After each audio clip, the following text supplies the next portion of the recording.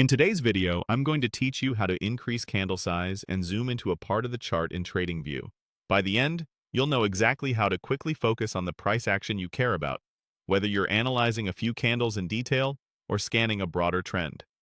First, open Tradingview and go to any chart. This can be a stock, crypto, forex pair, anything you want to analyze. Once the chart is open and loaded, make sure your mouse pointer is actually over the chart area, not over indicators or side panels. That way, your controls affect the candles directly.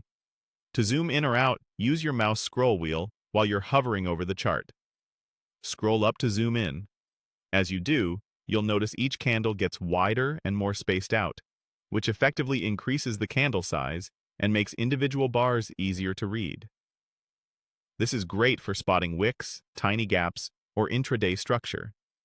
If you want to see more of the chart at once, scroll down to zoom out. Candles become narrower, and more price history fits on the screen. This helps when you're comparing recent movement to previous swings or larger trends. If you ever go too far, just reverse the scroll direction to fine-tune the view. Small, gentle scrolls give you more precise control, while faster scrolling moves through larger zoom levels quickly.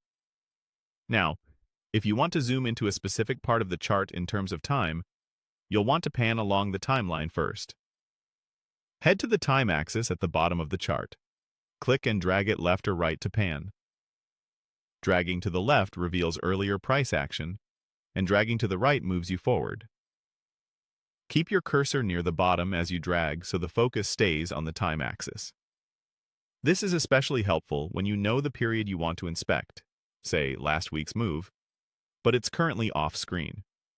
Once the section you want is centered, hover back over the candles and scroll up to enlarge them, making that area easier to study. If you need to compare with the nearby period, pan a little using the time axis again, then adjust the zoom as needed.